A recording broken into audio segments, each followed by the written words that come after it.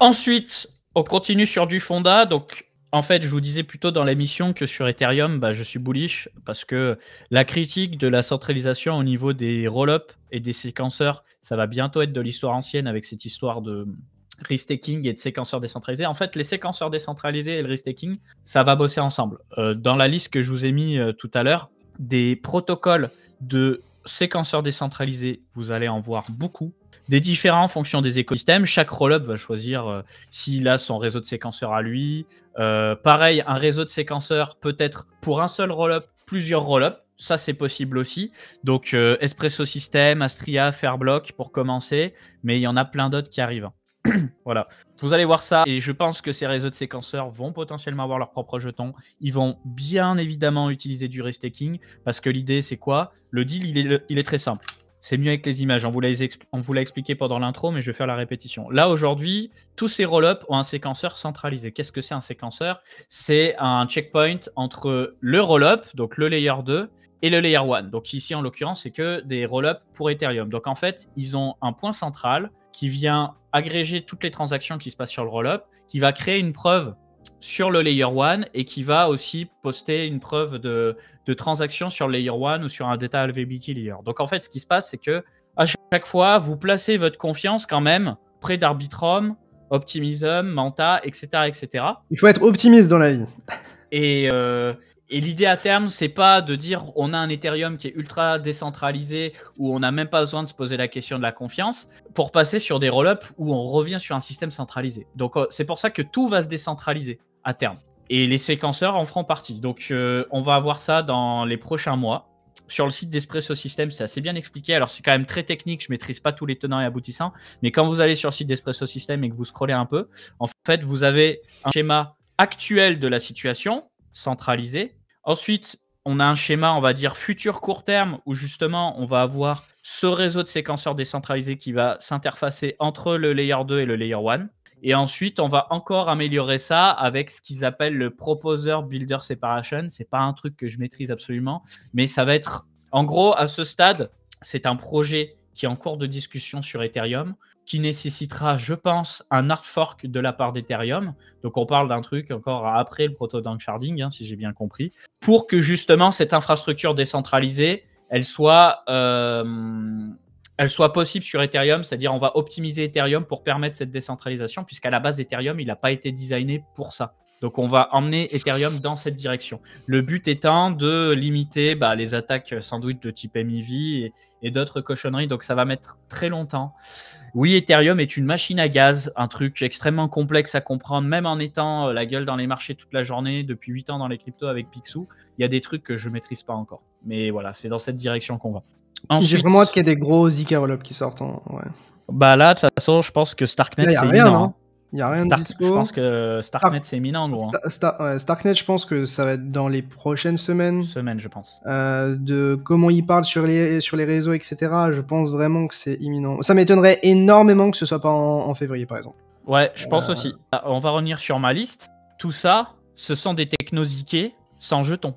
Donc, de haut en bas, ça va être Wasm, donc ce qu'on peut retrouver sur Cosmos notamment. Là, c'est du RISC-V où on va pouvoir faire passer plein de langages, du C, C++, Rust et compagnie. On a le langage Move de Sui Aptos qui va être porté pour des roll-ups avec derrière de la sécurité via Telestia. Tout ça, c'est du ZK EVM, sans jetons. Ça, c'est plutôt de la ZK Privacy, mais je pense qu'Aztec va aller au-delà de la Privacy. Polygon Maiden, je ne maîtrise pas encore. Ensuite, on a Kakarot, c'est aussi du ZK EVM. D'ailleurs, on les a interviewés. Ils vont sortir un testnet, donc bon. Je vous fais pas un dessin. S'il y a un testnet, à mon avis, vous avez potentiellement intérêt d'y passer un petit peu de temps. C'est pas Abdel qui m'a payé, c'est juste du bon sens. Ensuite, on a Hyper Network et Keystone que je ne connais pas. Tu vois, que j'ai vu passer sur L2Bit, etc. Donc, des jetons ZK, on va en voir pléthore. Et pour moi, ils n'ont aucun intérêt. Qui gagnera pour toi? Alors. c'est ça le nerf de la guerre aussi. Alors, si je devais trier, Fluent, il sera pas. RIS0, il bosse avec tout le monde. RIS0, va falloir surveiller de très près. Movement, c'est plutôt le côté spéculateur de se dire on parie sur le fait que le langage Move va prendre plus de traction parce qu'apparemment, c'est quand même une belle révolution en termes de performance et de sécurité. Il n'y a pas de tout là, attends. J'ai l'impression qu'il n'y a pas Fuel, je crois. Ah, c'est que je l'ai mis dans Virtual Machine. Fuel qu'on a couvert dans un article. Eux, ils ont leur propre infra. leur propre langage. Donc pareil, modèle UTXO, parallélisation des calculs. En gros, c'est une infra de rollup avec un petit peu les mêmes fondamentaux qu'Alephium. Modèle UTXO, parallélisation, je dis ça vulgairement, hein, ceux qui sont branchés très techniques, ils vont dire non, c'est pas comme Alephium, c'est pas du sharding, machin. Non, modèle UTXO comme Bitcoin, donc pas account-based comme Ethereum. UTXO permet donc la parallélisation des transactions. Et comme on sait que la parallélisation, c'est aussi une narrative qui va beaucoup plaire, potentiellement Fuel, il y a un coup à jouer, donc il faut un wallet dédié à Fuel. Et pour le moment, on n'a pas de jetons, mais j'imagine que... Mais parallélisation, c'est quoi? C'est du sharding? C'est genre en mode... C'est là, en l'occurrence, non, c'est pas du sharding. Le sharding, c'est de la parallélisation ou... Ouais, le sharding, c'est de la parallélisation. C'est juste, c'est une façon différente de traiter Ok. le problème. Regarde, je vais prendre un exemple sur l'ordinateur. Tu vois, en fonction des programmes qui tournent, tu as des programmes qui sont optimisés pour tourner sur plusieurs cœurs de l'ordinateur, tu as des programmes qui ne sont pas optimisés pour tourner sur plusieurs cœurs. Tu vois, par exemple, le Microsoft Excel, ça tourne sur un cœur. Tu as plutôt intérêt d'avoir un PC qui a une fréquence monocœur, donc fréquence pour chacun des cœurs, haute, pour avoir les performances maximales sur Microsoft Excel. Tu as des applications type jeux vidéo qui vont utiliser 6 cœurs, tu vois. Donc là, on peut voir l'utilisation des différents cœurs dans l'ordinateur. Et bah là, c'est la même logique. Les applications sur la blockchain, c'est qu'aujourd'hui, tu vois, tu vas avoir des projets, on va te dire, pour être un validateur de nœuds, il faut 4 cœurs ou 6 cœurs. Et bah peut-être qu'à terme, on sera capable de scale sur 32 cœurs, etc. Et donc, on imposerait à ces validateurs de blocs des processeurs 32 cœurs, 64 cœurs, 128 cœurs, etc. Tout ça, c'est de l'optimisation logicielle par rapport au matériel, tout simplement. Ok, clair. Donc voilà, des techniques de parallélisation, il y en a plein. C'est des problématiques qui ne sont pas que dans le Web3 d'ailleurs, hein. Elles le sont de manière générale en informatique. Et on va de plus en plus aller là-dedans. Ensuite, oui, donc je voulais vous parler du fait que j'essaie de comprendre la différence entre Celestia et Gunavail.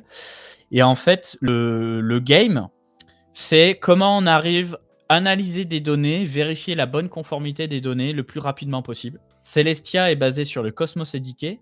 Avail est basé sur le Polkadot SDK. Donc déjà, tu vois, on revient toujours sur les mêmes bases. C'est très intéressant. EigenDA est basé sur Ethereum. Donc je répète, Celestia est basé sur Cosmos, Avail est basé sur Polkadot, EigenDA est basé sur Ethereum. La complexité technique après qu'il y a derrière, il faut s'amuser à en bouffer. Mais du coup, là, il y a un jeu. Quelle va être la meilleure solution pour stocker de la donnée pas chère?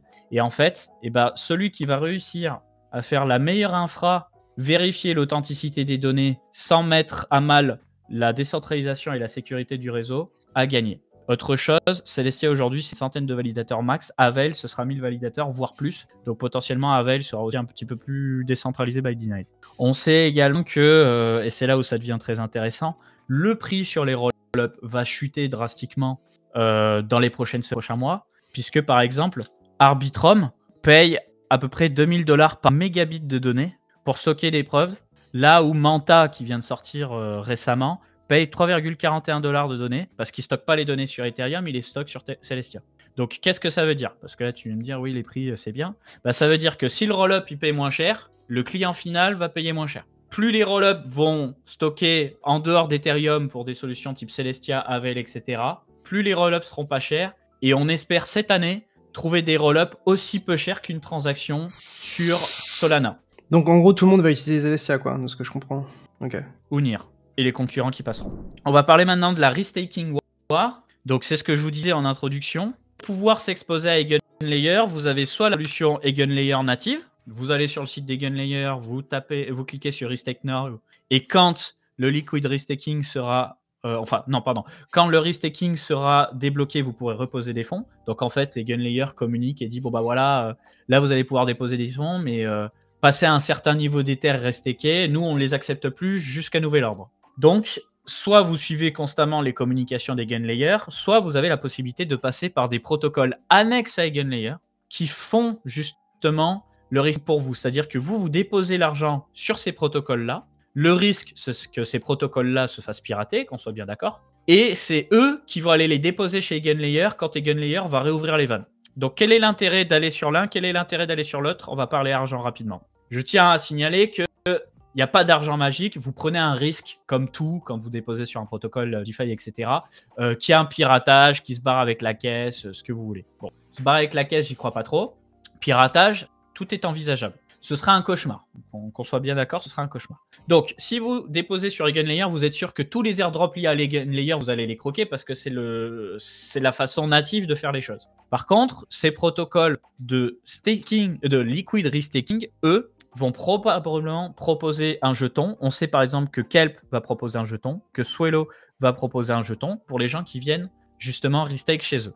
Donc, c'est à vous de voir. Combien il faut déposer? Est-ce qu'il faut poser un Ether entier 0,4 machin? J'ai rien. Moi, ce que je peux vous dire, c'est que vu les frais de transaction pour aller déposer, mettre 0,1 Ether, je pense que ce sera insuffisant. Moi, je pense que dans les jours qui arrivent, là, je vais poser un Ether sur l'un d'entre eux et 0,4 Ether sur d'autres, histoire d'être sur plusieurs protocoles et croquer plusieurs airdrops. C'est la stratégie que je me suis mis dans la tête, que je vais exécuter très probablement dans les jours qui arrivent.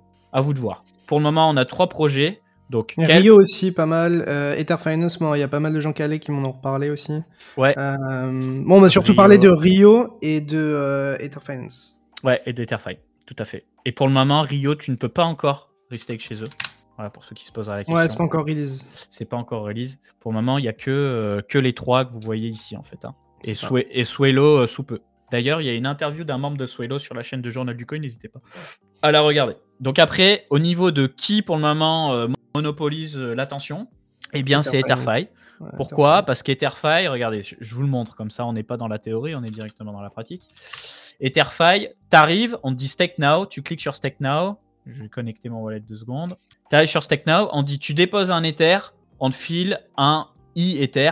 Voilà, il n'y a qu'une étape. Tu vas sur Kelp. Le truc, c'est que Kelp, t'arrives, tu dis Restake Now, on te dit de déposer des Ethers. On ne te dit pas de déposer, de déposer des ETHX, là, ETHX. Donc en fait, il faut, si vous voulez, Kelp est un produit qui appartient à Stadder. Donc il faut que tu ailles sur Stadder pour déposer ton Ether pour obtenir de l'EtherX, donc une première transaction. Et ensuite que cet EtherX, tu viennes le déposer sur Kelp. Donc 2 transactions, 2 fois plus de frais. Ouais. Et potentiellement 2 fois plus de risques. Arrête, tu peux mettre quand même tes ST Ether en mode tes ouais, sur Lido. T'as ceux de Lido et t'as ceux de Frax. Donc à vous de voir. Voilà, donc le côté simple semble avoir conquis le cœur des gens. Il y a aussi Renzo. Et Renzo, je sais plus trop ce qu'ils moi, les gars à Calais, ils me disent Etherfi. Et Etherfi, je crois qu'ils ont ils ont des bons copains en partenaire. Ouais, Pendle, etc. Mais il n'y a pas que. Il y a pas que. Et il y avait qui, tu me disais, en Rio. Rio, ils ont l'air d'avoir du très lourd. Non, on a beaucoup parlé, ouais. Il y a une guerre, voilà, donc le risque, c'est le piratage. Le gain, c'est toucher des miettes de yield, des 4 ou 5% en Ether à l'année, plus croquer des airdrops. Voilà. Des airdrops de tous les partenaires Eigenlayer. Alors, sachant que, comme on vous disait dans l'émission, si vous stakez nativement sur Eigenlayer, vous êtes sûr de croquer les airdrops. Si vous passez par le protocole de liquid restaking, il faut s'assurer qu'ils aient communiqué et qu'ils aient dit oui, on redistribuera les airdrops. Ensuite, Hundo, parce que vous avez posé la question, Hundo, nouveau projet Real World Assets qui a beaucoup fait parler de lui. Depuis longtemps, un petit moment. Le jeton a bien performé parce qu'il vient de sortir. Vous pouvez investir sur des bons du Trésor, vous pouvez investir, je crois, sur des ETF BlackRock, Bitcoin, donc plein de produits Real World Assets. Très gros, ouais. Et juste un truc, moi, Hundo, ça fait un moment que j'essaie de les interviewer. C'était il y a quelques mois. Il y a quelques mois, j'ai voulu les interviewer, j'ai eu aucune réponse de mémoire. Donc j'étais dessus, mais on pouvait pas trop spéculer. Je crois pas qu'il y a eu d'airdrop Hundo. Hein. Je pense que c'est juste genre en mode private investment. Regarde-moi la perf du jour. Ouais, apparemment il y a très peu de jetons qui sont dispo, je crois. Gaffe au FOMO, hein. Vous brûlez pas les ailes, mais c'est vrai qu'entre le lancement et maintenant, ça a pris une... je me demande si c'est pas le meilleur candidat pour les Real World Assets, c'est ce que je tweetais en fait. C'est ce que tout le monde se dit, hein, j'ai l'impression. Et... Ah bah ils sont passés premiers du coup. Ouais. Je sais pas, en vrai, centrifuge et tout, genre, enfin je sais pas, moi en fait, quand j'ai vu Larry Fink dire en mode les Real World Assets c'est vraiment le futur et tout encore récemment, et j'ai vu aucun gros jeton pump quasiment dans cette narrative-là, je me suis dit, attends, c'est chelou, tu vois. Et je me demande si Hundo serait pas le bon proxy, Pendle aussi. Pendle big, hein, il bosse avec beaucoup de gens. Hein. Il y a Arthur Hayes qui s'est calé dessus récemment. Il y a beaucoup de protocoles de restaking où tu peux faire du ledge restaking aussi. Alors là, là on est sur un niveau de risque encore, je parle même pas. Surtout que j'y connais rien moi. Tout ce qui est levier. Alors, levier en DeFi, j'en parle même pas, mais il y a cette possibilité-là.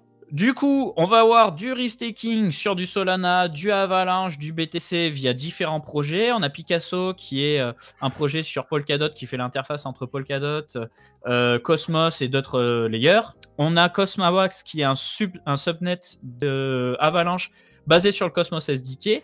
Et on a Babylon, qui est un projet qui va permettre d'importer du BTC wrappé. Enfin, je sais même pas si c'est du wrappé ou si c'est une sorte de natif sur l'écosystème Cosmos. Donc, on va avoir du restaking de partout. Et donc, ça veut dire qu'on va pouvoir sécuriser d'autres réseaux avec du Sol, du AVAX, du BTC, des stablecoins. Ça va être très, très intéressant. Je pense que là, on commence à être bon sur le Fonda. C'est vrai que je vous ai tartiné la tête de trucs techniques. J'espère que ça vous a plu. En tout cas, je terminerai sur le fait qu'on aura une vidéo à peu près tous les 2 ou 3 jours sur ma chaîne YouTube sur différents sujets, dont un live que j'ai fait avec mon ami l'infréquentable et Picsou, où on a parlé de plein de trucs, où on était encore dans la découverte du risk-taking. Donc là, je vous ai parlé de risque que ça va mal finir.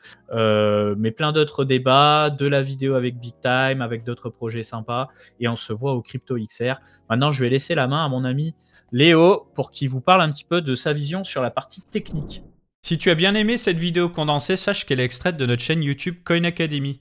Du coup, si tu veux voir l'interview complète, je te laisse cliquer sur la miniature dans l'outro ou alors tu peux passer tout simplement par le lien dans la description.